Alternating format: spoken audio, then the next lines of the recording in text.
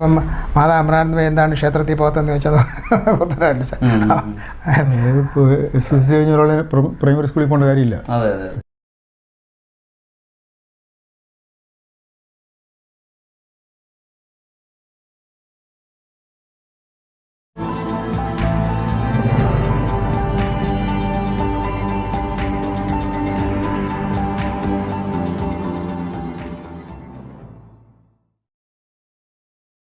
ഞാൻ ചോദിക്കായിരുന്നൊരു ചോദ്യമാണ്. കാരണം പിന്നെ രണ്ടുപേരും മാതാ അമൃതാനന്ദമയിയുടെ ഭക്തന്മാരാണ്, അല്ലെങ്കിൽ അമ്മയെ ആരാധിക്കുന്നവരാണ്. അപ്പം അമ്മയെക്കുറിച്ച് ധാരാളം നെഗറ്റീവായിട്ടുള്ള വാർത്തകൾ വരുന്നുണ്ട്, അല്ലെങ്കിൽ അതായിരിക്കും കൂടുതലും കേരളത്തിൽ പ്രചരിക്കുന്നത്. കാണുമ്പോൾ പലപ്പോഴും ഒരു വേദന തോന്നാറുണ്ട്.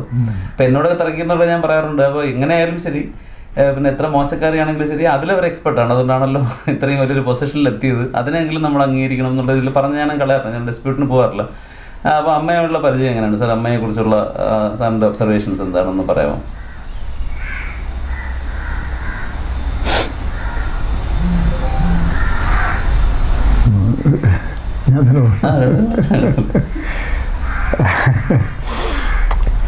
ഇപ്പം അമ്മയെ ദൂരം നിന്നിട്ട് അമ്മയെ പറ്റി പലതും പറയാം. പക്ഷെ അമ്മ ചെയ്തിട്ടുള്ള കാര്യങ്ങളിൽ എത്ര ശതമാനം നിങ്ങൾക്ക് ആർക്കെങ്കിലും ചെയ്യാൻ പറ്റും? അത്രയും മാത്രം ഒന്ന് ചിന്തിച്ചാൽ മതി. ഒരു കഴിവില്ലാത്തൊരു സ്ത്രീ, പണ്ട് പറയാം കടക്കരയിലുള്ളതുകൊണ്ട് അവർ സ്മഗിൾ ചെയ്താണ് പൈസ ഉണ്ടാക്കിയത്, അത്രയൊക്കെ പറയാറുണ്ട്. അപ്പോൾ എന്ന് പറഞ്ഞാൽ അവരുടെ തലത്തിൽ ചിന്തിക്കുമ്പോൾ അവർക്ക് അതേ അറിയാവൂ. മനസ്സിലായില്ലേ? അപ്പോൾ ഈ എൻ്റെ ഒരു ചെറിയ അനുഭവങ്ങളാണ് ഞാൻ പറഞ്ഞത്. അതിൽ ഞാൻ ഓൾറെഡി ഈ ക്രിയ ചെയ്യുന്ന ആളായിരുന്നു.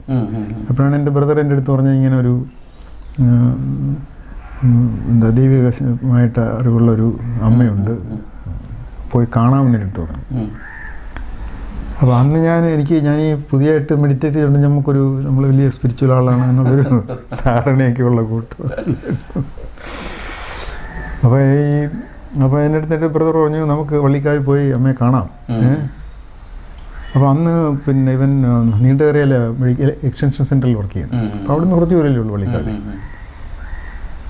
അപ്പം ഞാൻ പറഞ്ഞു, ഞാൻ എന്തായാലും പോയി വിളിച്ച് ചോദിക്കട്ടെ അമ്മ ആശ്രമത്തിലുണ്ടോ എന്ന്, എന്നിട്ട് നമുക്ക് പോകാൻ പറഞ്ഞു.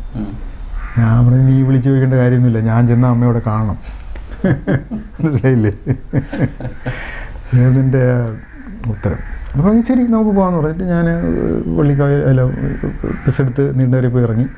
അവിടെ നിന്ന് സ്കൂട്ടറിൽ ഞങ്ങൾ രണ്ടും കൂടെ വള്ളിക്കാവ് പോയി. വള്ളിക്കാവിൽ ചെന്നപ്പോൾ എന്താ അമ്മയില്ല, അമ്മ ഏതോ സ്ഥലത്ത് ഭജനയ്ക്ക് പോയിരിക്കുകയാണ്. അപ്പോൾ എനിക്ക് മനസ്സിലായി നമ്മൾ സ്പിരിച്വൽ പാത്തിലുള്ള ആളാണല്ലോ. ഉടനെ എനിക്ക് മനസ്സിലായി ഇത് നമ്മൾ ചെയ്ത അഹങ്കാരത്തിൻ്റെ ഉത്തരവാണ്. അങ്ങനെ ഞാൻ അവിടെ ഇരുന്ന് കുറച്ചു നേരം ധ്യാനിച്ചു. അമ്മ എനിക്ക് മാപ്പ് തരണം, എൻ്റെ അറിവുകേട് കൊണ്ട് പറഞ്ഞ കാര്യമാണ്, ചോദിച്ചിട്ട് വന്നാൽ മതിയായിരുന്നു. അങ്ങനെ അപ്പം ഞാനന്ന് ബെൽഗാമിലാണ്. അപ്പം അവധി ഞാൻ പോവുകയും ചെയ്തു. അപ്പോൾ ആ തവണ എനിക്ക് അമ്മയെ കാണാൻ പറ്റില്ല. അത് കഴിഞ്ഞിട്ട് പിന്നെ കുറച്ച് കഴിഞ്ഞിട്ട് ഞാൻ തിരിച്ചു വന്നു. തിരിച്ചു വന്ന സമയത്ത് ഞാൻ ട്രിവാൻഡ്രത്തുള്ളപ്പോൾ അമ്മ തിരുവനന്തപുരത്ത് വന്നു. മനസ്സിലായില്ലേ? തിരുവനന്തപുരത്ത് വന്നിട്ട് അപ്പം പിന്നെ ജീഷേനെ എൻ്റെ അടുത്ത് പറഞ്ഞാൽ അമ്മ ട്രിവാൻഡ്രത്ത് പോയി കാണാൻ. ഞങ്ങൾ പിന്നെ തെക്കേടടുത്തുള്ളൊരു വീട്ടിൽ പോയാണ് കണ്ടത്. അപ്പം അന്നത്തെ അനുഭവം ഒരു പ്രത്യേകത. എനിക്കിത് പറയാമെന്ന് ഞാൻ പലപ്പോഴും ആലോചിക്കാറുണ്ട്. എന്ന് പറഞ്ഞാൽ ഇതൊരു സ്വകാര്യതയാണ് ജീവിതത്തിൽ. സ്വകാര്യതയിൽ കൂടിയാണ് നമുക്കൊരു റിലേഷൻഷിപ്പിൻ്റെ ഡെപ്ത് ഉണ്ടാകുന്നത്. ഇപ്പം ഭാര്യാഭർത്തൃ റിലേഷൻഷിപ്പ് ഒരിക്കലും വെളിയിൽ ഡിസ്കസ് ചെയ്യാറില്ല. എന്ന് പറഞ്ഞാൽ അതൊരു ഇൻറ്റിമേറ്റ് റിലേഷൻഷിപ്പ്. ആ ഇൻറ്റിമേറ്റ് റിലേഷൻഷിപ്പിനേക്കാളും കൂടുതലായിട്ട് ഇൻറ്റിമേറ്റ് റിലേഷനാണ് ഞാനും ദൈവമായിട്ടുള്ളത്, അല്ലെങ്കിൽ ഞാനും എൻ്റെ ഗുരുവായിട്ടുള്ളത്. അതുകൊണ്ട് അത് സാധാരണ പറയാൻ എല്ലാവരും മടിക്കും. അതുകൊണ്ട് ഇത് ശരിക്കും എനിക്കൊന്ന് അമ്മയുടെ പെർമിഷൻ ഉണ്ട്, അതുകൊണ്ടാണ് എൻ്റെ തുടങ്ങിപ്പോയത്. അപ്പോൾ എന്ത് സംഭവിച്ചെന്ന് പറഞ്ഞാൽ, ഞാൻ ഇങ്ങനെ അവിടെ നിൽക്കുമ്പോൾ അമ്മ എല്ലാവരും കെട്ടിപ്പിടിക്കുന്നു. അത് എനിക്കൊരു പുതിയ ഒരു ഇതാണ്. അത് അമ്മയുടെ ആ പ്രായത്തിലുള്ളൊരു, അന്നമ്മയ്ക്ക് പ്രായം കുറവാണ്, ഇപ്പോഴത്തെ പ്രായമല്ല. ഞങ്ങളൊരു 10-35 വർഷം മുമ്പുള്ള അതായത് ഇന്നത്തേക്കാളും 35 വർഷം മുമ്പ് കിടന്ന സംഭവമാണ് ഞാനീ പറയുന്നത്. ഇവരെന്താ എല്ലാവരും ഇങ്ങനെ കെട്ടിപ്പിടിക്കുന്നത്, എന്താ അവർക്ക് പറഞ്ഞാണ്. ഞാൻ ഈ ക്യൂവിൽ നിന്ന് അവസാനം അമ്മയെടുത്തെത്തും. അമ്മയെടുത്തപ്പോൾ എൻ്റെ ഒരു പതിവ് ഞാനത് ചെയ്തു എന്ന് എനിക്ക് തോന്നുന്നു. ഞാൻ അമ്മയുടെ കാലിത്തൊട്ടോ പാദത്തൊട്ടോ അല്ലെങ്കിൽ അമ്മയുടെ മുമ്പിൽ നമസ്കരിച്ചിട്ട് ഇങ്ങനെ മൂന്നും അമ്മ ഒന്നും ചെയ്തില്ല, എന്നെ തൊട്ടതുപോലും ഇല്ല. എന്നിട്ട് അമ്മ ചോദിച്ചു, മക്കളെ എന്താണെന്ന് ചോദിച്ചു. അമ്മയുടെ അനുഗ്രഹം വേണമെന്ന് പറഞ്ഞു. ശരി മക്കളെ എന്ന് പറഞ്ഞു. ഞാൻ പോയി അതെനിക്ക് വളരെ ഒരു ഇതായിരുന്നു. അപ്പം അത് കഴിഞ്ഞിട്ട് ഞാൻ വെളിയിൽ വന്ന് നിൽക്കുകയാണ്. അപ്പോൾ അമ്മയുടെ ഒരു ഭജൻ തൊട്ടടുത്തൊരു ക്ഷേത്രത്തിൽ വെച്ച് നടത്തുന്നുണ്ടെന്ന് പറഞ്ഞു. ഞാനിങ്ങനെ അപ്പം മഴക്കോളമൊക്കെ നന്നായിട്ടുണ്ട്. ഞാൻ പറഞ്ഞു അമ്മ എല്ലായിടത്തും ഉള്ളവരാണ്, അതുകൊണ്ട് ഞാൻ ക്ഷേത്രത്തിൽ പോയി തന്നെ ഭജന അറ്റൻഡ് ചെയ്യേണ്ട കാര്യമില്ലല്ലോ, ഞാൻ വീട്ടിൽ ഇരുന്നാലും ഭജന ചെയ്യാൻ പറ്റുന്ന കാര്യമാണല്ലോ, അതുകൊണ്ട് ഞാൻ എന്തിനാ ഇത്ര വിഷമിക്കുന്നത് എന്ന് പറഞ്ഞിട്ട് ഞാൻ ഇങ്ങനെ ചിന്തിച്ചുകൊണ്ടിരിക്കുകയാണ്. അപ്പോൾ അമ്മ, ഞാൻ ഈ ചിന്തിച്ചുകൊണ്ടിരിക്കുന്ന വരാന്തയുടെ അപ്പുറത്തെ വീട്ടിൽ നിന്നാണ് അമ്മ ഇങ്ങനെ ഇറങ്ങിയത്. ഇങ്ങനൊരു സ്ഥലമാണ്. അപ്പോൾ അമ്മ ഇറങ്ങിയിട്ട് നേരെ എൻ്റെ അടുത്ത് ചോദിച്ചു, മക്കൾ ഭജനയ്ക്ക് വരുന്നില്ലെന്ന് ചോദിച്ചു. ഞാൻ യെസ് എന്ന് പറഞ്ഞു.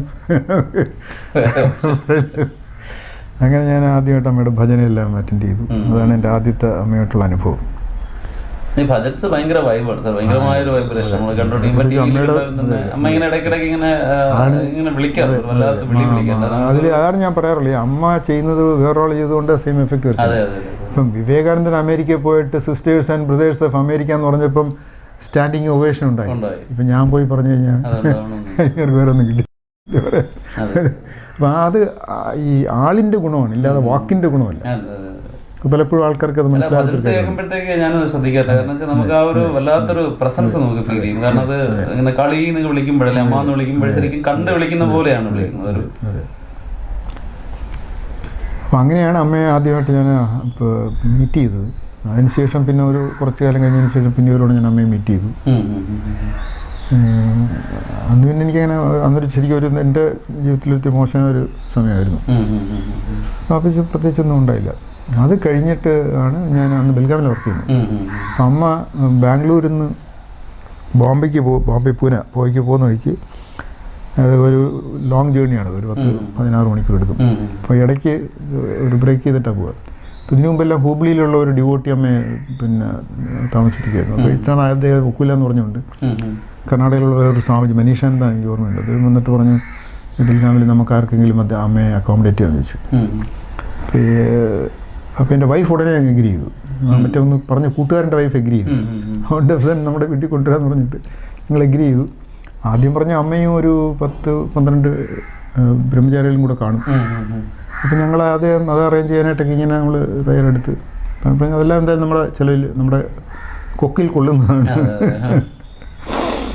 അത് കഴിഞ്ഞിട്ട് സ്വല്പം കഴിഞ്ഞപ്പോൾ സ്വാമി പറഞ്ഞില്ല ഒരു 10-40 പേരെങ്കിലും കാണുന്നത് ഒരു പ്രശ്നം. ഇപ്പം എന്ന് പറഞ്ഞാൽ അപ്പം നമ്മളൊരു ആ സമയത്ത് എൻ്റെ മനസ്സിൽ വന്നത്, അമ്മ പറഞ്ഞിട്ട് നമുക്ക് ആവശ്യമുള്ളത് ദൈവം തരും, നമ്മൾ ചെയ്താൽ മതി.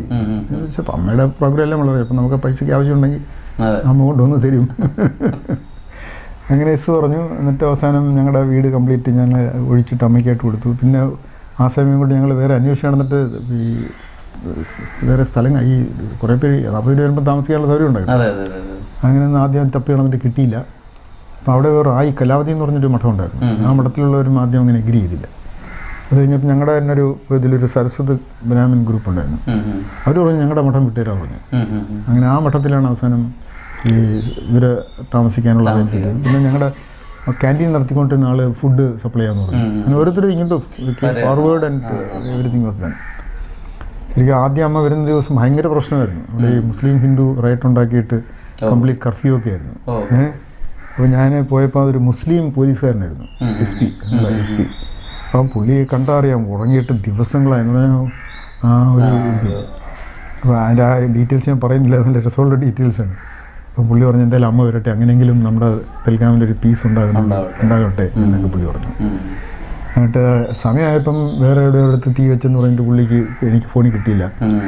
അപ്പോൾ 100 വിളിച്ചു പറഞ്ഞപ്പോൾ അവർ തന്നെ പറഞ്ഞു പോലീസ് അങ്ങോട്ട് വന്നോളൂ എന്ന് പറഞ്ഞു. അപ്പോൾ ഈ കർഫ്യൂ നടക്കുന്നുണ്ട്, ഗ്രൂപ്പായിട്ട് പോകാൻ പറ്റത്തില്ല, അതുകൊണ്ട് പോലീസ് എസ്കോർട്ട് വേണം. അങ്ങനെ ആ പോലീസ് എസ്കോർട്ട് വന്ന് ആശുപത്രിയിൽ കൊണ്ടുപോയി. അവിടുന്ന് പിന്നെ ബെൽഗാമിൽ ഞങ്ങളങ്ങനെ മീറ്റിംഗ് ഒന്നും അറേഞ്ച് ചെയ്തൊന്നുമില്ല. അമ്മ വീട്ടിൽ താമസിച്ചു. അടുത്ത ദിവസം രാവിലെ ഞങ്ങളുടെ ചെറിയൊരു ഗ്രൂപ്പിലുള്ളവർ നമ്മുടെ ദർശനം വാങ്ങിച്ച് പോയി. അത് 11 ഏപ്രിലാണ്. എനിക്ക് ഈ 11-22 എൻ്റെ ഒരു കണക്റ്റഡ് ഇതാണ്. എന്നിട്ട് അമ്മ തിരിച്ച് ബോംബെ നിന്ന് പോകുന്ന വഴിയും ആദ്യം ഞങ്ങൾ വിളിച്ചപ്പം അങ്ങനെ എന്താ ഒന്നും പറഞ്ഞില്ല. ലാസ്റ്റ് ഡേയിൽ അമ്മ വിളിച്ച് പറഞ്ഞ് ഞങ്ങൾ അതുവഴി തന്നെ പോകും, അവിടെ നമുക്ക് അറേഞ്ച് ചെയ്യണം. അങ്ങനെ പിന്നെ ഞങ്ങളിതെല്ലാം അറേഞ്ച് ചെയ്തു. അമ്മ അതുവഴി പോവുകയും ചെയ്തു. അപ്പം അന്ന് ഞങ്ങൾക്ക് ഇതിൻ്റെ ഇമ്പോർട്ടൻസ് ഒന്നും അറിയില്ലായിരുന്നു. അത് കഴിഞ്ഞപ്പോഴാണ് പെട്ടെന്ന് ഞങ്ങൾക്ക് ജോലി ഇല്ലാതായി. എന്ത് ചെയ്യണമെന്ന് അറിയത്തില്ല. അമ്മ ആ സമയത്ത് ഫോറിനിലായിരുന്നു. അങ്ങനെ ഞങ്ങൾ തമിഴ്നാട്ടിലൊരു കോളേജ് ജോയിൻ ചെയ്തു. അപ്പോൾ അത് കഴിഞ്ഞിട്ട് അമ്മ തിരിച്ചു വന്നിട്ട് പറഞ്ഞ മക്കളെ നമുക്കൊരു കോളേജ് സ്റ്റാർട്ട് ചെയ്യണം. അങ്ങനെയാണ് ഈ അമൃത വിശ്വവിദ്യാപീഠം എന്നറിയപ്പെടുന്ന സ്ഥാപനത്തിൻ്റെ തുടക്കം. അങ്ങനെ അതെനിക്ക് കിട്ടിയ ഒരു വലിയ ബ്ലെസ്സിങ് ആയിട്ട് ഞാൻ കരുതാറുണ്ട്. സാറിൻ്റെ PhD ഇങ്ങനെ അമ്മ പറഞ്ഞാണ്. അമ്മയുടെ സ്ഥാപനത്തിൽ ജോയിൻ ചെയ്തതിന് ശേഷം പിന്നെ അപ്പം ഞാൻ PhD കംപ്ലീറ്റ് ചെയ്തിട്ടില്ലായിരുന്നു. ഖരഗ്പൂർ. അപ്പോൾ അത് കഴിഞ്ഞിട്ട് എൻ്റെ ഗുരു എൻ്റെ PhD ഗുരു ഇംഗ്ലണ്ടിൽ പോയി. അപ്പം ഈ അമ്മയുടെ കോളേജിൽ വന്നതിന് ശേഷം ഇംഗ്ലണ്ടിൽ പോയിരുന്ന സാർ ഒരുപാട് കാലത്തിന് ശേഷം ഇന്ത്യയിൽ ആദ്യമായിട്ട് തിരിച്ചു വന്നു. അപ്പം ഞാൻ മീറ്റ് ചെയ്തു. അപ്പം സാർ പറഞ്ഞു നമ്മുടെ പഴയ പ്രോബ്ലം തന്നെ കംപ്ലീറ്റ് ചെയ്യാം. അങ്ങനെയാണ് പിന്നെ ഞാൻ അപ്പം അദ്ദേഹം പറഞ്ഞു 3 മാസം ഇംഗ്ലണ്ടിൽ വരണം, അത്രയേ ഉള്ളൂ പ്രശ്നം. ഞാൻ 3 മാസം ഇംഗ്ലണ്ടിൽ പോയി റെസിഡൻഷ്യൽ റിക്വയർമെൻറ്റ് കംപ്ലീറ്റ് ചെയ്തു. പിന്നെയും ശരിക്കും പറഞ്ഞാൽ അമ്മയുടെ അനുഗ്രഹം കൊണ്ട് എനിക്ക് അവിടുത്തെ ചൂടിയൊക്കെ ആയിരുന്നെങ്കിലും അതിൻ്റെ ബിസി സ്റ്റഡിയുടെ ഇടയിൽ എനിക്ക് കുത്തിയിരുന്നത് കംപ്ലീറ്റ് ചെയ്യാൻ പറ്റി. ഇംഗ്ലണ്ടിൽ ഹഡേഴ്സ്ഫീൽഡ് എന്ന് പറയുന്ന സ്ഥലത്ത്. ഹഡേഴ്സ്ഫീൽഡ് അത് ലീഡ്സ്, ഹഡേഴ്സ്ഫീൽഡ്, ബ്രാഡ്ഫോർഡ് അതെല്ലാം ഇങ്ങനെ അടുത്തടുത്ത സ്ഥലങ്ങളാണ്. മാഞ്ചസ്റ്ററിൽ നിന്ന് 100 കിലോമീറ്ററാണ്. മാഞ്ചസ്റ്ററാണ് നിയറസ്റ്റ് ഇൻ്റർനാഷണൽ എയർപോർട്ട്. അപ്പം അതിന് അങ്ങനെ ഇതില്ല. പ്രൊഫസറാണ്. ഞാൻ പ്രൊഫസറാണ്. പക്ഷെ ഞാൻ പറഞ്ഞില്ലേ കൂടുതലും ഇപ്പോഴും ഈ സ്പിരിച്വൽ ക്ലാസ്സസാണ് ഞാനിപ്പോൾ എടുക്കുന്നത്. അത് പിന്നെ എനിക്കതിൽ ഒരു ഗുണമെന്ന് പറഞ്ഞാൽ എനിക്ക് ഈ പേഴ്സണൽ അനുഭവം ഉള്ളത് കൊണ്ട് ഈ പഠിപ്പിക്കുന്നത് ഈ അക്ഷരങ്ങളല്ല, പഠിപ്പിക്കുന്ന അനുഭവങ്ങളാണ്. നമ്മുടെ മാസ്റ്റേഴ്സ്, പഴയ മാസ്റ്റേഴ്സ് എല്ലാം സ്പിരിച്വാലിറ്റിയും സയൻസും ഒരേപോലെ കൊണ്ടുപോയിട്ടുള്ള പിന്നെ അത് ആ വ്യത്യാസം മനസ്സിലാക്കണം എന്നേ ഉള്ളൂ. അല്ല ഇതിനകത്ത് അത് ശരി ഇത് ശരി എന്നൊന്നും പറയുന്നില്ല. ഇപ്പോൾ ഒന്ന് കിട്ടിയതുകൊണ്ട് ഞാൻ മറ്റേനെ പൂർണ്ണമായിട്ടും തിരസ്കരിക്കുന്നു എന്ന് പറയുന്ന പോലൊരു മണ്ടത്തരം പറയുന്നത്.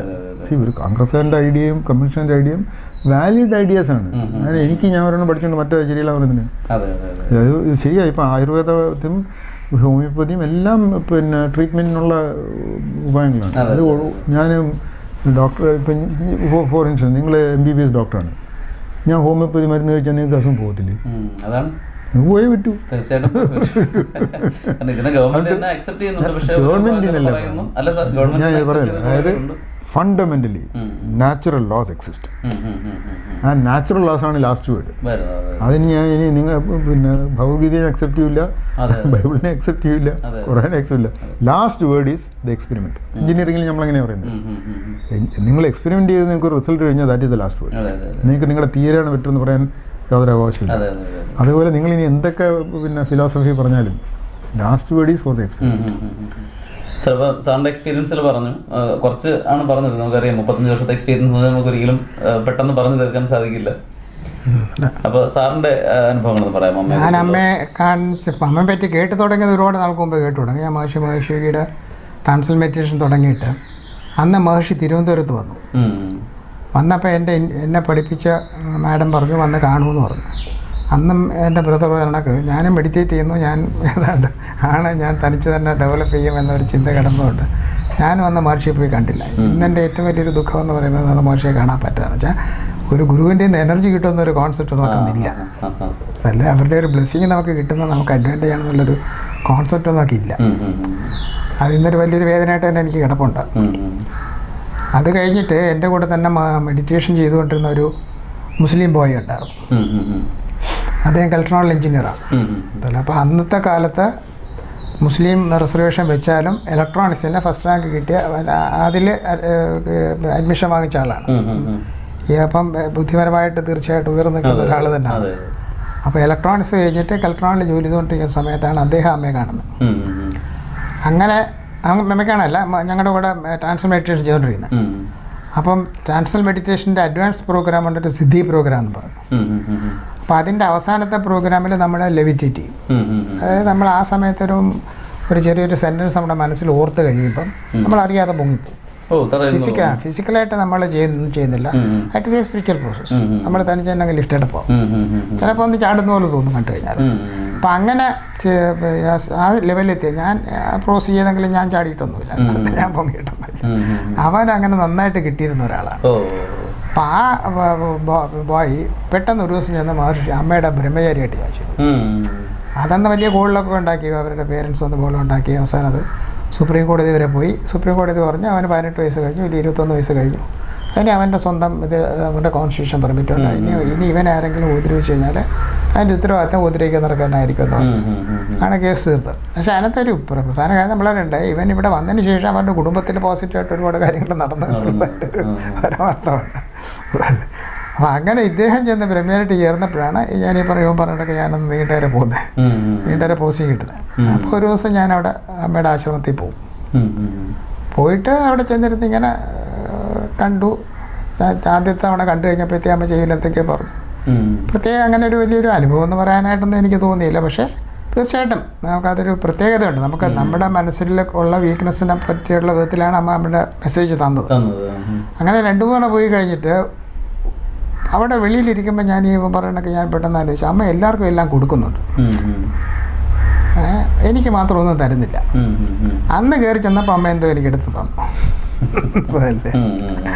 അപ്പോൾ ആദ്യത്തെ തവണ ഞാൻ അമ്മയെ കണ്ടിട്ട് തിരിച്ച് വീട്ടിൽ ചെന്നു. വീട്ടിൽ എത്തപ്പോൾ എൻ്റെ അമ്മ, എൻ്റെ പ്രസവിച്ച അമ്മ എൻ്റെ അടുത്ത് ചോദിച്ചാൽ എന്താ സംഭവിച്ചതെന്ന് ചോദിച്ചു. ഞാൻ പറഞ്ഞു അവിടെ ചെന്നു. അമ്മ കെട്ടിപ്പിടിച്ചു, ഉമ്മയൊക്കെ തന്നു, ചെവിയിലെ ആണ്ടൊക്കെ പറഞ്ഞു. അപ്പോൾ എൻ്റെ അമ്മ പറഞ്ഞു, ഇനി മേലെ നീ അവരെ കാണാൻ പോരെന്ന് പറഞ്ഞു. അപ്പം ഞാൻ പറഞ്ഞു, അമ്മ പറയുന്നത് ഞാൻ പൂർണ്ണമായിട്ട് അംഗീകരിക്കുന്നുണ്ട്, പക്ഷെ ഒരു കണ്ടീഷനേ ഉള്ളൂ, അമ്മ അവരെ കണ്ടതിന് ശേഷം എൻ്റെ അടുത്ത് ഇത് പറയണം. അങ്ങനെ കുറച്ച് നാൾ കഴിഞ്ഞപ്പോഴത്തേക്ക് അമ്മ തിരുവനന്തപുരത്ത് വന്നു. തിരുവനന്തപുരത്തൊരു കോട്ടയ്ക്കകത്തൊരു വീട്ടിലാണ് പറഞ്ഞത്. അപ്പം ഞാനും അച്ഛനും അമ്മയും, അച്ഛനും ക്രിയയോഗ ചെയ്യുന്ന ആളാണ്. അപ്പോൾ അച്ഛനും മെഡിറ്റേഷൻ ട്രാൻസ്ഫർ മെഡിറ്റേഷൻ തുടങ്ങിയിട്ട് പിന്നെ ഇവൻ പോയതനുസരിച്ച് ക്രിയയോഗ കൂടെ അച്ഛൻ ചെയ്യാറ്. അമ്മയായിട്ട് അവിടെ അമ്മയും ട്രാൻസ്ഫർ മെഡിറ്റേഷൻ ചെയ്യും. അപ്പോൾ ചെന്ന് കണ്ടിട്ട് അമ്മ ചെന്ന് അമ്മയുടെ മുമ്പിൽ തൊഴുതിട്ട് എണീറ്റ് കഴിഞ്ഞിട്ട് നീങ്ങിയപ്പോഴത്തേക്ക് അമ്മയുടെ മനസ്സിൽ കൂടെ പെട്ടെന്ന് ഞാനൊന്ന് പോയി, അമ്മ എൻ്റെ അടുത്തൊന്നും പറഞ്ഞില്ലല്ലോ എന്ന്. അപ്പം തിരിഞ്ഞ് നോക്കുമ്പോഴത്തേക്കും അമ്മയുടെ അടുത്തോട്ട് വള്ളിക്കാലമ്മ തിരിച്ചിട്ട് പറഞ്ഞു, ഇപ്പം ചെയ്യുന്നതൊക്കെ ചെയ്താൽ മതി.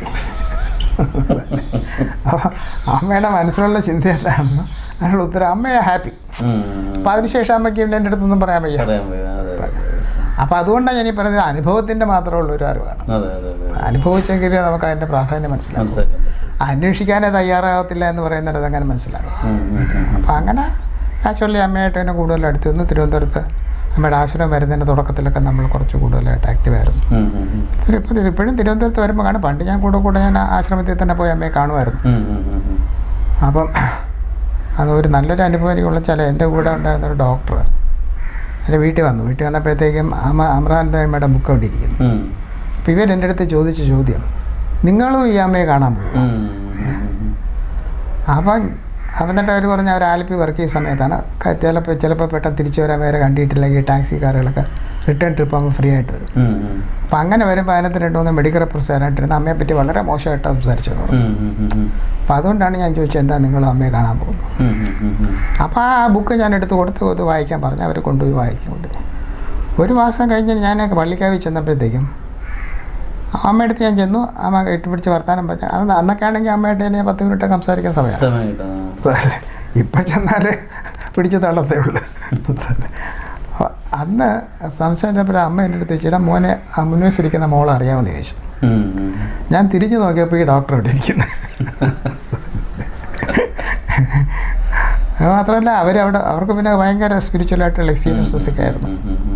അതിനുശേഷം കൂടുതൽ അമ്മയുടെ ആശ്രമത്തിൽ അവർ കാണാം. അമ്മയുടെ കൂടെ ഈ അവളിൻ്റെ ടൂറൊക്കെ പോകുമ്പോൾ അവർ കൂടെ പോകാറുണ്ട്. അത് ആൾക്ക് ഇവിടെ കോളേജിലുള്ളവർക്കൊക്കെ വലിയ പ്രയാസമായിരുന്നു. വെച്ചാൽ ഇവർ ഇതിന് ശേഷം അമ്മയുടെ പറയുന്നത് വീട്ടുകാര്യങ്ങൾ നോക്കുന്നില്ല എന്നൊക്കെ ഒരു പരാതിയൊക്കെ ഉണ്ടായിരുന്നു. അപ്പോൾ അതെല്ലാം ശരിയായി കാണുമായിരിക്കും പിന്നത്തായാലും. അപ്പോൾ അങ്ങനെ നമ്മുടെ ഒരു അപ്പം എനിക്ക് തോന്നുന്നത് എന്നെക്കാളും കൂടുതൽ അനുഭവം ഞാൻ കൊണ്ടുപോയി ആക്കി കിട്ടില്ലെന്നാണ്. അതുകൊണ്ടാണ് ഞാൻ പറയുന്നത്, സ്പിരിച്വൽ ലെവലായിട്ട് നമുക്കൊരു എവല്യൂഷനുണ്ട്. ആ ഒരു എവല്യൂഷൻ ലെവൽ അനുസരിച്ചിട്ടേ നിങ്ങൾക്ക് കിട്ടാനുള്ളത് കിട്ടത്തുള്ളൂ. പക്ഷെ നിങ്ങളെ ഇപ്പം പറയണക്ക് ഞാൻ അത്ര കൂടുതൽ എന്താ പറയുന്നത്, എന്തായാലും പറഞ്ഞാൽ സാധനങ്ങളൊന്നും ചെയ്യുന്ന കൂട്ടത്തിലല്ല. 2 നേരം മെഡിറ്റേറ്റ് ചെയ്യും, സിമ്പിളായിട്ടുള്ള യോഗയും ചെയ്യും, കുറച്ച് റേക്കുകയും ചെയ്യും. അല്ലാതെ വേറെ കൂടി അങ്ങനെ എക്സ്ട്രീമായിട്ടുള്ള ഒരു സാധനങ്ങളോ അങ്ങനെയുള്ള ദൈവത്തിന് അറിയണം എന്നുള്ള ആഗ്രഹത്തോടു കൂടി ഇനി ഒരുപാട് ലൈഫ് ഉണ്ടോ എന്നുള്ള തോന്നലായിരിക്കാം. നമുക്ക് എത്രയും വേഗം കിട്ടണമെന്നുള്ള അത് നമുക്കൊരു എക്സ്ട്രസി കിട്ടണം. ഗസ്റ്റ് കഴിയുമ്പോഴേ നമ്മളെ അപ്പോൾ ഈ കള്ളു കുടിക്കുന്നവർക്ക് കിട്ടിയെന്നുണ്ടെങ്കിൽ അവർ പിന്നെ കള്ളു കുടിക്കുന്ന പറഞ്ഞ പോലെ ഈ സ്പിരിച്വലായിട്ടുള്ള. പക്ഷേ നമുക്കത് മറ്റിടത്തോട്ട് പോകണമെന്നൊന്നും തോന്നുന്നില്ല. കള്ളു കുടിക്കുക അതിനുള്ള ആ ഒരു ഫീലിംഗ് കിട്ടുന്നില്ല. നമുക്ക് വേറെ എന്തെങ്കിലും അന്വേഷിക്കണം, കൂടുതൽ കിട്ടണം എന്നുള്ളൊരു തോന്നൽ കിട്ടത്തക്കണ്ണുള്ളൊരു, അത് കെമിക്കലായിട്ട് കിട്ടണം നമുക്ക് തോന്നാനുള്ള ഒരു സ്ഥിതിയില്ല. എന്നാലും അപ്പോൾ ഇപ്പോൾ റീസെൻ്റായിട്ട് നമ്മൾ പല ബുക്കുകളും വായിക്കുമ്പോഴത്തേക്കും ഓരോരുത്തർക്ക് കിട്ടുന്ന അനുഭവങ്ങൾ. റീസെൻ്റായിട്ട് തന്നെ ഞാനൊരു സ്വാമിയുടെ അത് കേട്ടപ്പോഴത്തേക്കും സ്വാമി ബാബാജിയെ നേരിട്ട് കണ്ടിട്ടുള്ള അനുഭവം വിവരിക്കുകയാണ്. അപ്പം നമുക്ക് ആ ലെവൽ കിട്ടിയാൽ നമ്മൾ എക്സിസ്റ്റ് ചെയ്യുമെന്നുണ്ട്, നമ്മൾ നിലനിൽക്കുമെന്നുള്ള ഭഗവത്ഗീതയിലെ പിന്നീട് ഞാൻ ഇപ്പോൾ എനിക്ക് കൂടുതലായിട്ട് ഇതുള്ളത് ഭഗവത്ഗീതയെ പറ്റി എൻ്റെ ഒരു അഭിപ്രായം എന്ന് പറഞ്ഞു കഴിഞ്ഞാൽ, ഭഗവത്ഗീതയിൽ ശ്രീകൃഷ്ണൻ അർജുനന് ഇതെല്ലാം ഉപദേശിച്ചു കൊടുക്കുന്നുണ്ട്. കർമ്മയോഗം, ഭക്തിമാർഗം, മറ്റ് രാജയോഗം എല്ലാം പറയുന്നുണ്ട്. പക്ഷേ ഈ ലെക്ചർ കഴിഞ്ഞ ഉടനെ അർജുനൻ യുദ്ധത്തിന് ഇറങ്ങുന്നുണ്ട്. അതെന്തുകൊണ്ടാണ്? അതൊന്നും പ്രാക്ടീസ് ചെയ്തില്ലല്ലോ. അപ്പം ഞാൻ പറയുന്നത് അതിനകത്ത് പ്രധാനമായിട്ടുള്ളത് 11ാമത്തെ ചാപ്റ്ററാണ്. ഇതല്ലേ എന്താ വിശ്വരൂപ ദർശനം. അപ്പം അപ്പം ഈ എന്താണ് ദൈവം, എന്താണ് ഈ നിലനിൽക്കുന്നതെന്നും ഈ സൈക്കിൾ ഓഫ് ലൈഫിനെ പറ്റിയുള്ള അനുഭവം അർജുനനെ കിട്ടി. അപ്പം അല്ലാണ്ട് ഇനി ഇപ്പം നിങ്ങൾക്ക് പുനർജന്മമുണ്ടോ, ഇത് നമ്മൾ നിലനിൽക്കുമോ ബാക്കി നിൽക്കുമോ എന്നുള്ളത് സ്വന്തമായിട്ട് അനുഭവിച്ച് കഴിഞ്ഞു. ഈ നമുക്ക് കിട്ടേണ്ടതെല്ലാം നേരിട്ട് തന്നെ ഭഗവാൻ അദ്ദേഹത്തിന് കൊടുത്തു. അതുകൊണ്ടാണ് ആ ടോട്ടലായിട്ട് ഭയമില്ലാതെ അദ്ദേഹത്തിന് യുദ്ധത്തിന് ഇറങ്ങാൻ കഴിഞ്ഞത്. അപ്പം അനുഭവങ്ങൾ കിട്ടുന്നതാണ് ഏറ്റവും പ്രധാനമായിട്ടുള്ള കാര്യം. അല്ല എപ്പോഴും എൻ്റെ അടുത്ത് പലരും ചോദിക്കണ്ട, അമ്മയെ കാണാൻ നീ ഇത്രയും പഠിച്ചിട്ട് അമ്മയെ കാണാൻ പോകുന്നതിന് അമ്മയെ വിശ്വസിക്കുന്നുണ്ട് ചോദിക്കും. അപ്പം എനിക്ക് ആ വിശ്വാസം എന്നുള്ള വാക്കിൽ എനിക്കൊരു വിശ്വാസം നഷ്ടപ്പെട്ടു. ഞാൻ വിശ്വാസം എന്നുള്ള വാക്ക് ഉപയോഗിക്കാം. അനുഭവം, അതെ, നിങ്ങൾക്ക് അനുഭവം കിട്ടുമ്പോൾ നിങ്ങൾക്കത് മനസ്സിലാവും. അപ്പം അങ്ങനെയാണ് അമ്മയായിട്ടുള്ള ഒരു അടുപ്പവും പ്രധാനമായിട്ടുള്ളത്. റീസെൻ്റായിട്ട് ഞങ്ങൾ രണ്ടുപേരും കൂടെയാണ് അമ്മയെ പോയി കണ്ടത്. അതൊരു നല്ലൊരു അനുഭവമായിരുന്നു. മക്കൾ രണ്ടും കൂടെ വന്നെന്ന് ചോദിച്ചിട്ട് തല കൊണ്ട് എൻ്റെ തലയിലൊരു മുട്ടൽ, എന്നിട്ട് അയ്യോ എന്ന് പറഞ്ഞ അമ്മ. ആ ഒരു ഏറ്റവും സിമ്പിളായിട്ടുള്ള ഒരു സ്നേഹം എന്ന് പറയുന്നത്, നമ്മൾ കൊച്ചു കുട്ടികളായിരുന്നു കളിക്കുന്ന പോലുള്ള ഒരു സ്നേഹം നമുക്ക് അവിടെ അനുഭവപ്പെടും. ഇപ്പം തന്നെ ഈ സൂര്യ ഫെസ്റ്റിവലിൽ പിന്നെ ആത്മാനന്ദം എന്ന് പറഞ്ഞൊരു കുട്ടിയുടെ ഒരു പ്രഭാഷണം ഉണ്ട്. 6 വയസ്സേ ഉള്ളൂ, ഉണ്ണിക്കുട്ടനാണ് അറിയപ്പെടുന്നത്. അപ്പം അമൃതാനന്ദമായി അമ്മയുടെ ആശ്രമത്തിൽ നിന്നാണ് വരുന്നത്. അവൻ അമ്മയെ വിളിക്കുന്നതിന് അമ്പോറ്റി അമ്മ എന്നാണ് വിളിച്ച്. അപ്പം ഞാൻ ഞെട്ടിപ്പോയി. കാരണം വെച്ചാൽ വളരെ പ്രൗഢമായ ഒരു സദസ്സാണ് സൂര്യയുടെ സദസ്സ് എന്ന് പറഞ്ഞാൽ. അവിടെ 1 മണിക്കൂർ ഈ കുട്ടി ഈ ശ്ലോകങ്ങളൊക്കെ ഉച്ചരിച്ച്, ഞാൻ പലർക്കും അത് കാണിച്ചു, വീഡിയോയുടെ ചെറിയ അംശങ്ങൾ കാണിച്ചു. അപ്പോൾ അവർ ഞെട്ടി, ഇങ്ങനെ പറയാൻ പറ്റും. യൂട്യൂബിലുണ്ട്.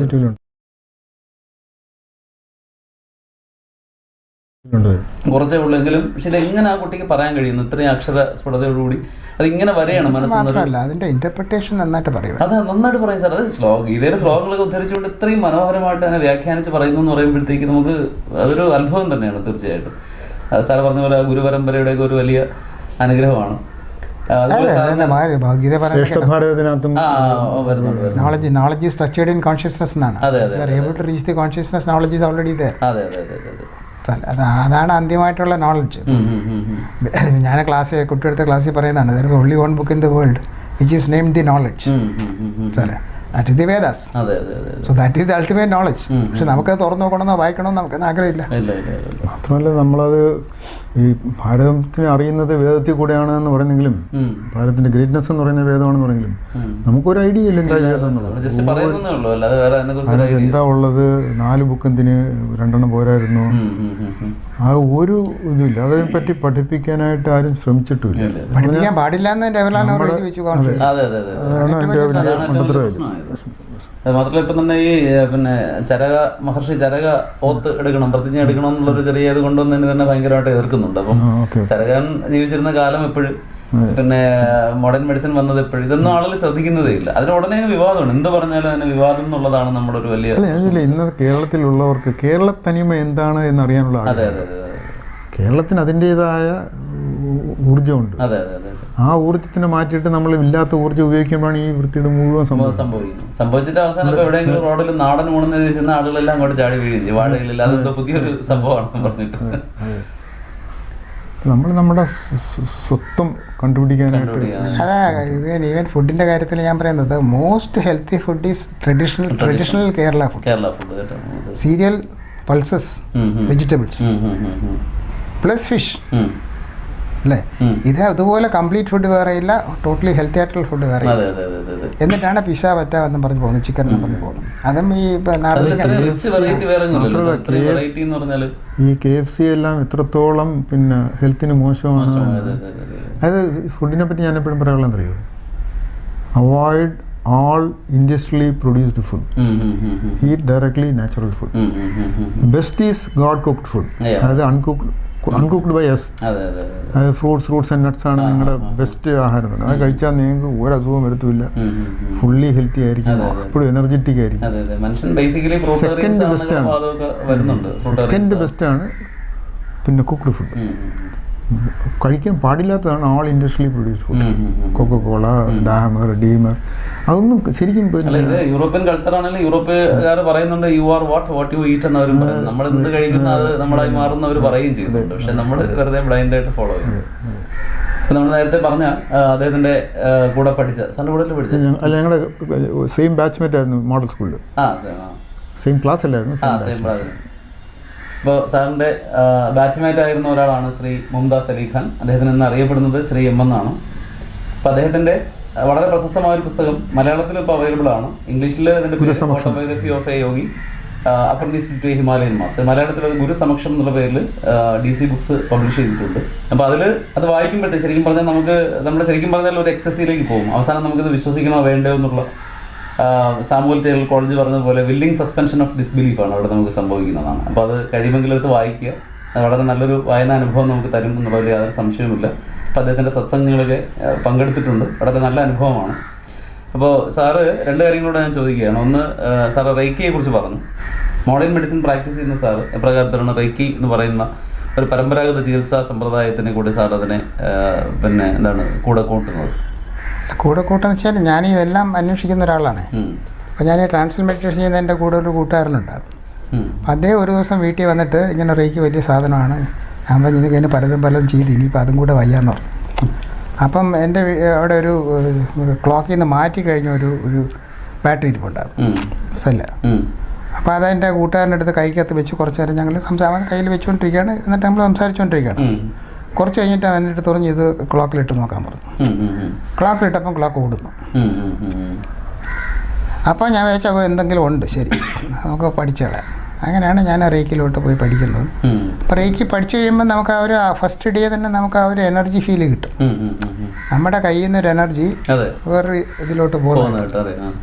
അപ്പോൾ സിമ്പിളായിട്ടൊരു കാര്യമാണ് ഞാൻ കഴിച്ചത്. നിങ്ങൾ കൈ നന്നായിട്ടൊന്ന് ഇങ്ങനെ തിരുമ്പിട്ടിങ്ങനെ നകത്തി വെക്കാം, അകത്തിയെത്തി കൊണ്ടുപോകും. അപ്പോൾ തമ്മിലൊരു അട്രാക്ഷൻ അല്ലേ? ഇത് എന്തിനാ അട്രാക്ട് ചെയ്യുന്നത്? അല്ലേ, ഇപ്പം നമുക്കൊരു അട്രാക്ഷൻ വരുന്നത്. അപ്പോൾ അവിടെ എന്തോ ഉണ്ട്, നമ്മുടെ ഈ ഫിസിക്കൽ ബോഡി അല്ലാണ്ട് അതിനിടയ്ക്ക് വേറെ എന്തോ ഉണ്ട്. അപ്പോൾ ഓറ അവിടെ ഉണ്ടെന്നുള്ള അതുകൊണ്ടാണ് എനർജി അങ്ങോട്ടും ഇങ്ങോട്ടും അട്രാക്ട് ചെയ്യുന്നത്. അപ്പോൾ അത് നമ്മൾ റീക്ക് ചെയ്യുന്ന സമയത്ത് ഈ എനർജി ലെവൽ കൂടും.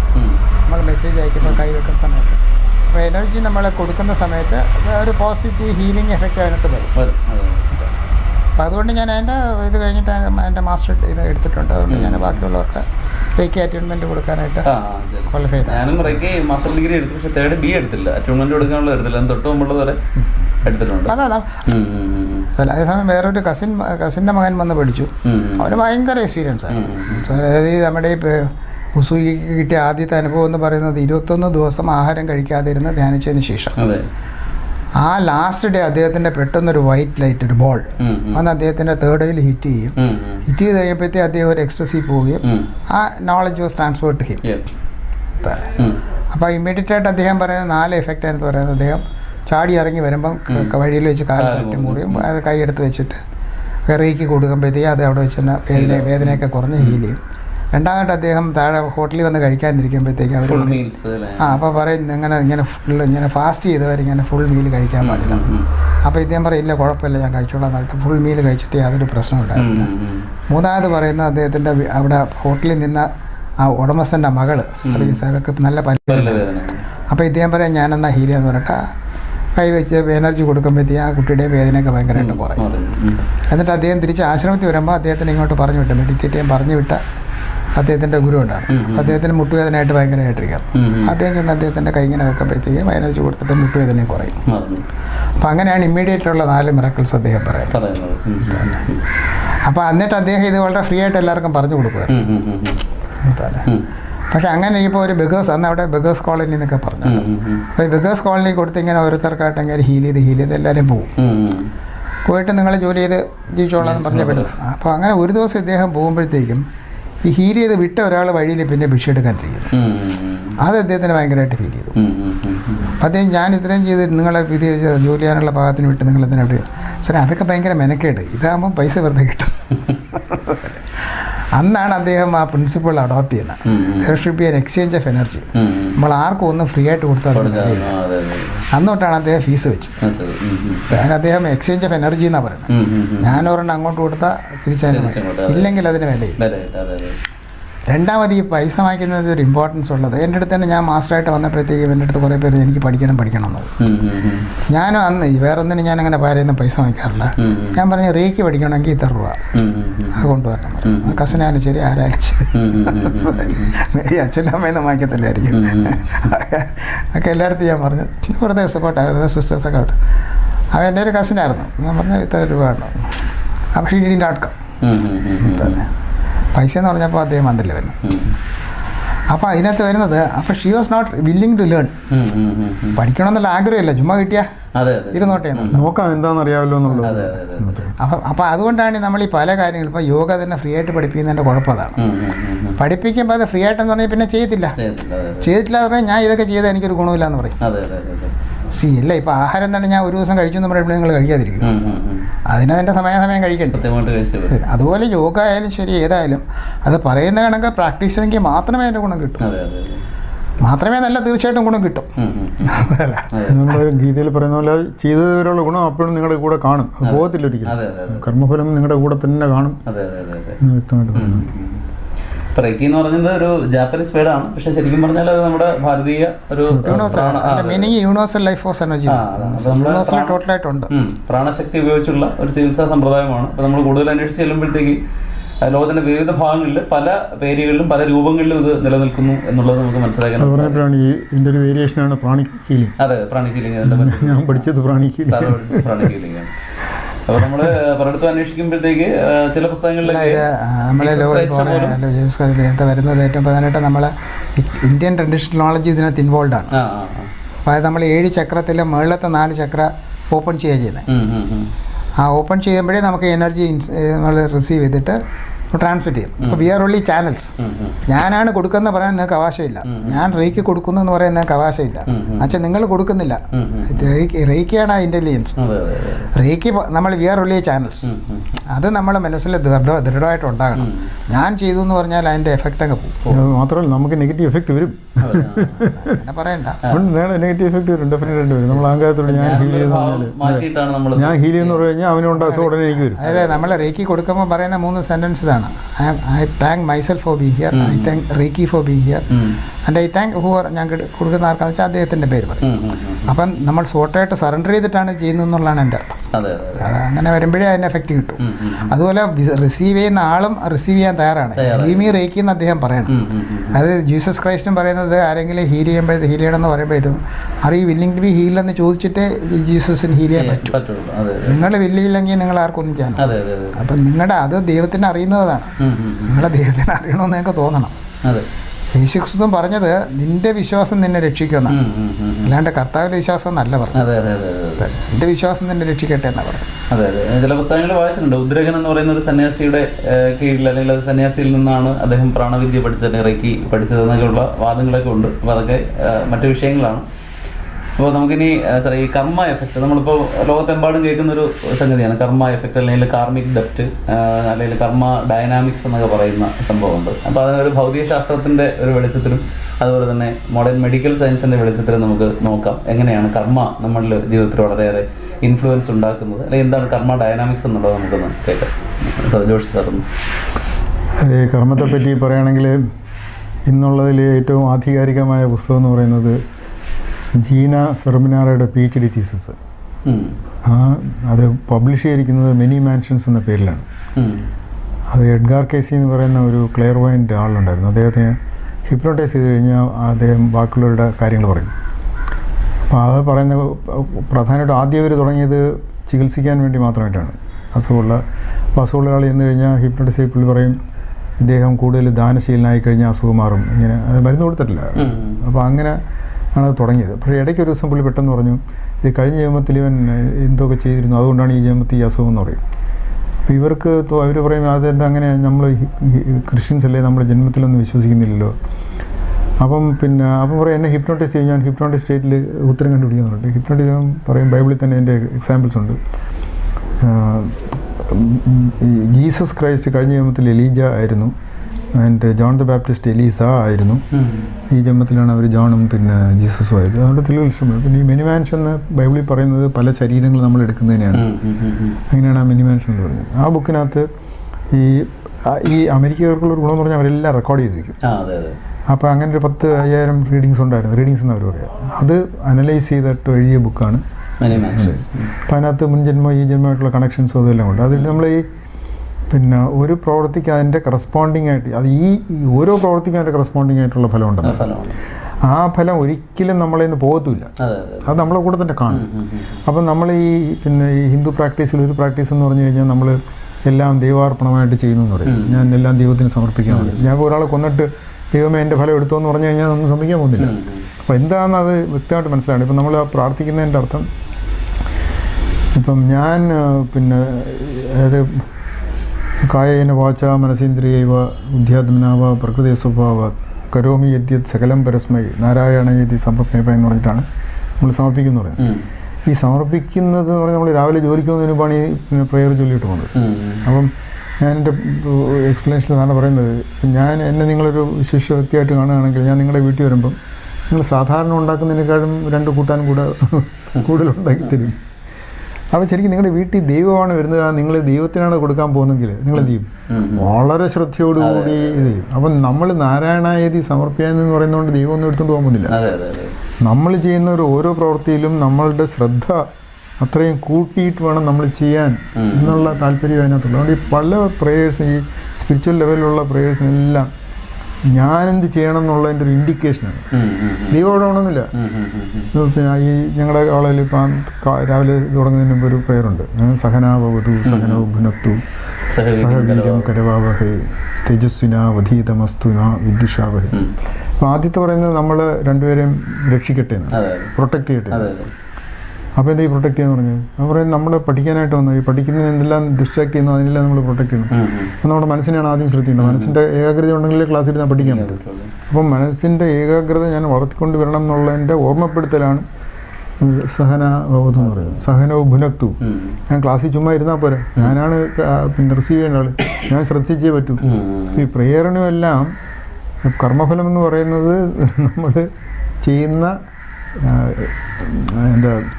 ശ്രദ്ധയുടെ ഫലമായിട്ടുണ്ടാകുന്നതാണ്. അപ്പം ശ്രദ്ധ എങ്ങനെ വേണമെന്നുള്ളത് അടുത്താണെങ്കിൽ ലഭ്യതയാണ്. അതാണ് ഞങ്ങളുടെ യൂണിവേഴ്സിറ്റിയുടെ മോട്ടോ ആയിട്ട് വെച്ചിരിക്കുന്നത്.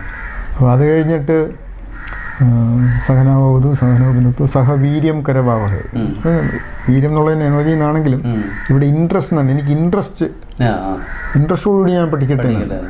അപ്പോൾ ഇൻട്രസ്റ്റ് ഉണ്ടെങ്കിൽ നമ്മളെ കോൺസെൻട്രേഷൻ എല്ലാം ഓട്ടോമാറ്റിക്കാണ്, സ്പോണ്ടേനിയസ് ആണ്. അതുകൊണ്ടാണ് ആ പ്രേരണ. അപ്പോൾ അല്ലാതെ ഞാൻ ചെറിയൂർ കൂടെ പ്രവർത്തിക്കണം എന്നുള്ളതിൻ്റെ ഇന്നർ മീനിങ് ഞാൻ വിചാരിച്ചാലേ ഞാൻ ചെറിയൂർ കൂടെ വർക്ക് ചെയ്തിട്ടുള്ളൂ. It's my decision. പിന്നെ തേജസ്വിനാവധീതമസ്തു. അതായത് ഞാൻ അവസാനം എൻ്റെ ഫലമായിട്ട് കാക്ഷിക്കുന്നത് 100-ൽ 100 മാർക്കല്ല. ഞാൻ ഒരു തേജസ്വിയായിട്ട് മാറണം, ഞാനൊരു ഇൻ്റലിജൻറ്റ് പേഴ്സണായിട്ട് മാറണം എന്നുള്ളത്. അപ്പം അത്രയും ഗഹനമായ ഒരു അർത്ഥം ആ 4 അക്ഷരത്തിനകത്ത് 4 വാക്കുകളുണ്ടെന്നുള്ളതാണ്. നോ വിദ്യുഷമായി നമ്മൾ പിണങ്ങിക്കൊണ്ടിരുന്ന ഒരു കുതിരയെ മുമ്പിൽ ഒരു കലയെ പിറകെ കെട്ടിയതുപോലെ അങ്ങോട്ടും ഇങ്ങോട്ടും വലിച്ചുകൊണ്ടിരിക്കുന്നില്ല, നമുക്കൊരു പ്രോഗ്രസ് ഉണ്ടാകത്തില്ല. അപ്പം അങ്ങനെയാണ് നമ്മുടെ ഈ കർമ്മവും കർമ്മഫലവുമായിട്ട് ബന്ധപ്പെട്ടിരിക്കുന്നത്. പിന്നെ കർമ്മഫലത്തിൻ്റെ ബേസിക് റൂട്ട് നമ്മുടെ ചിന്ത തന്നെയാണ്. ചെയ്യുന്ന പ്രവൃത്തിയേക്കാളും കൂടുതൽ നമ്മൾക്ക് ഫലം ഉണ്ടാക്കുന്നത് നമ്മുടെ ചിന്തയാണ്. ഇപ്പോൾ ഒരു ഡോക്ടർ ഒരാളിനെ വെട്ടിമുറിക്കുന്നെങ്കിൽ അത് ചികിത്സിക്കാനായിട്ടാണ്. അതേസമയം ഒരു കൊള്ളക്കാരൻ വീട്ടിൽ കയറിയിട്ട് വെട്ടിമുറിക്കുന്നത് വേറൊരർത്ഥമാണ്. അപ്പോൾ അതിൻ്റെ രണ്ടിൻ്റെയും പാപഫലം എന്ന് പറയുന്നത് based on the intention. നമ്മുടെ even judicial system also, it is not the action but the thought behind your action that makes you a convict or a not convict. Accident പറ്റിയാൽ ഓക്കെ ആക്സിഡൻറ്റ്, പക്ഷേ മനഃപൂർവ്വം ഒരാളിനെ കുത്തിക്കഴിഞ്ഞാൽ അത് becomes murder. അപ്പം അങ്ങനെ ആ ചിന്ത, നിങ്ങളുടെ പ്രവൃത്തിയുടെ പിന്നിൽ എന്ത് ചിന്തയുണ്ടോ ആ ചിന്തയെ ആസ്പദമാക്കിയിട്ടാണ് കർമ്മഫലങ്ങൾ. മോഡേൺ സൈക്കോളജിയിൽ പറയുന്നുണ്ട് ഫോൾട്ടി തോട്ട്സ് ആണ് നമ്മുടെ രോഗങ്ങൾ ഉണ്ടാക്കുന്നത്. അതെ അതെ, എക്സാക്ട്ലി. പിന്നെ ഈ മിനിമാൻഷനിൽ ഒരു ഏറ്റവും പ്രധാനമായിട്ട് ഞാൻ കണ്ടെന്ന് പറഞ്ഞാൽ ഈ ക്രിറ്റിസിസം അവർ ഭയങ്കരമായിട്ട് പറയുന്നുണ്ട്. നിങ്ങൾ what ever you criticise you will end up doing the same thing എന്നാണ്. നിങ്ങൾ ഒരാളിനെ അവനത് ചെയ്തെന്ന് പറഞ്ഞാൽ നിങ്ങൾ എന്തിനവനങ്ങനെ ചെയ്തെന്ന് പറഞ്ഞാൽ നിങ്ങളത് ചെയ്തിരിക്കും 100% ആണെന്നാണ് അവർ പറയുന്നത്. അല്ല ഞാൻ എൻ്റെ ലൈഫിൽ 1-2 ചെറിയ എക്സാമ്പിൾസ് ഞാൻ പറയാറുണ്ട്. ഞാൻ എൻജിനീയറിങ്ങിന് പഠിക്കുന്ന സമയത്ത് എൻ്റെ ഒരു സാർ എനിക്കൊരു ക്ലാസ്സിലൊരു പ്രോബ്ലം തന്നിട്ട് പുള്ളി ഇങ്ങനെ ചുറ്റി നടക്കുക. അപ്പോൾ ഞാൻ വർക്ക് ചെയ്യുന്ന എൻ്റെ ബുക്കിംഗ് തൊട്ട് എന്താ ചെയ്യുന്നതെന്ന് ചോദിച്ചു. അപ്പോൾ ഞാൻ എക്സ്പ്ലെയിൻ ചെയ്യും. അപ്പോൾ സാർ ഇറ്റ്സ് ഓക്കെ എന്ന് പറയും. അപ്പോൾ ഞാൻ മനസ്സിൽ പറയും useless fellow he did not understand. അതായത് പുള്ളി വർക്ക് ചെയ്യുന്ന രീതിയിലല്ല ഞാൻ വർക്ക് ചെയ്തത്. അതുകൊണ്ട് പുള്ളിക്ക് പെട്ടെന്ന് കിട്ടിയിട്ടില്ല. അതിനുവേണ്ടി IIT ഖരഗ്പൂരിൽ പിന്നെ റിസർച്ച് സ്കോളറായ സമയത്ത് നമുക്ക് എപ്പോഴും ഒരു പ്രൊഫസർമാർ അസിസ്റ്റ് ചെയ്യാൻ പോകണം. അപ്പോൾ ഈ ക്ലാസ്സിൽ ട്യൂട്ടറിലാണ്. അപ്പോൾ അവർ പ്രോബ്ലംസ് കൊടുത്തിരിക്കും. അപ്പം സ്റ്റുഡൻസ് ക്ലാസ്സിൽ വർക്കൗട്ട് ചെയ്യുമ്പോൾ അവർക്ക് ഡൗട്ട്സ് ഉണ്ടെങ്കിൽ നമ്മൾ ക്ലിയർ ചെയ്ത് കൊടുക്കണം. അങ്ങനെ അവർ തന്നെ സൊല്യൂഷൻ തരും. അപ്പം പുള്ളി തന്ന സൊല്യൂഷൻ എല്ലാം നോക്കിയിട്ടാണ് ഞാൻ ക്ലാസ്സിൽ പോയത്. അപ്പോൾ നോക്കി ഒരു പയ്യൻ മാറി ചെയ്യുന്നു. എനിക്ക് എന്താ വാട്ടർ ഇടുകയും ഇറ്റ്സ് ഓക്കെ എന്ന് പറയും. അപ്പോൾ എനിക്ക് ഓർമ്മ വന്നു ഇവനിപ്പം പറയുന്നുണ്ടായിരിക്കും യൂസ്ലെസ് ഫെലോസ്. അതാണ് എൻ്റെ ട്രമെൻഡസ്ലി ഇറ്റ് ഈസ്. ഇപ്പോൾ തെർമോഡൈനാമിക്സിനെ കുറിച്ച് ധാരാളം പറയാനുണ്ട്. അപ്പോൾ നമ്മുടെ ജീവിതത്തിൽ ഏറ്റവും കൂടുതൽ പ്രാധാന്യത്തോടെ നോക്കേണ്ട ഒരു കാര്യം എന്ന് പറയുന്നത് കർമ്മ തന്നെയാണ്. അതാണ് നമുക്ക് മനസ്സിലാക്കാൻ സാധിക്കുന്നത്. കാരണം നമ്മൾ ചെയ്യുന്ന ഓരോ പ്രവൃത്തിയും അത് പലതരത്തിലുള്ള ടൈം സ്പേസ് ഡയമെൻഷൻസിൽ പല രൂപങ്ങളിൽ നമ്മളിലേക്ക് തന്നെ തിരിച്ചു വരുന്നതാണ്. അപ്പോൾ ഭാരതത്തിൻ്റെ തനത് ചികിത്സാ സമ്പ്രദായം ആയുർവേദം അതിൽ പറയുന്നുണ്ട് ഗ്രഹബാധയും ഭൂതബാധയും അതുപോലെ തന്നെ പൂർവ്വ ജന്മ കർമ്മഫലങ്ങൾ നമ്മളിൽ എങ്ങനെയാണ് രോഗങ്ങളായി വരുന്നതെന്നുള്ളത്. സായണീയം തുടങ്ങിയ പുസ്തകങ്ങളിൽ പ്രായശ്ചിത്ത പരിഹാര വിധികൾ പറയുന്നുണ്ട്. അപ്പോൾ ഇങ്ങനെ നോക്കുമ്പോൾ നമ്മൾ ചെയ്യേണ്ട ഒരു കാര്യം എന്ന് പറഞ്ഞാൽ കൂടുതൽ സങ്കീർണമായിട്ടുള്ള അനുഭവ പരമ്പരകൾ നമുക്ക് വരാതിരിക്കാൻ ഈ നിമിഷം നമ്മൾ ചെയ്യുന്ന ഓരോ പ്രവൃത്തിയെയും നമ്മളൊന്ന് നോക്കുക.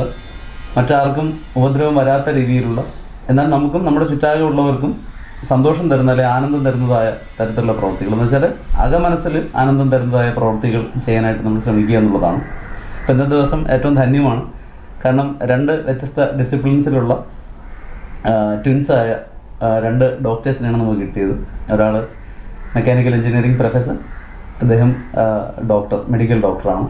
അപ്പോൾ അവരുടെ അറിവുകളുടെ ചെറിയൊരു അംശം നമുക്ക് ഒപ്പിയെടുക്കാനായിട്ട് സാധിച്ചു ഈ ചുരുങ്ങിയ സമയം കൊണ്ട്. ഇനി ബാക്കിയുള്ള ദിവസങ്ങളിൽ വീണ്ടും നമുക്ക് അവരെ കാണാനും അതുപോലെ തന്നെ കൂടുതൽ അറിവുകൾ കിട്ടാനും നമുക്ക് സാധിക്കണം. അങ്ങനെ ഒരു അനുഗ്രഹം ഉണ്ടാകട്ടെ എന്ന് പ്രാർത്ഥിക്കുന്നു. അപ്പോൾ എങ്കിലും എല്ലാ തിരക്കുകളുടെ ഇടയിൽ നിന്ന് സാറ് കോയമ്പത്തൂരിൽ നിന്നാണ് വന്നത്. അപ്പോൾ ഈ തിരക്കുകളൊക്കെ മാറ്റി വെച്ച് നമുക്ക് വേണ്ടി കുറച്ച് സമയം പങ്കുവെച്ചതിൽ 2 പേരോടും ഏറ്റവും നിറഞ്ഞ സ്നേഹവും കൃതജ്ഞതയും രേഖപ്പെടുത്തുന്നു. നന്ദി സാർ.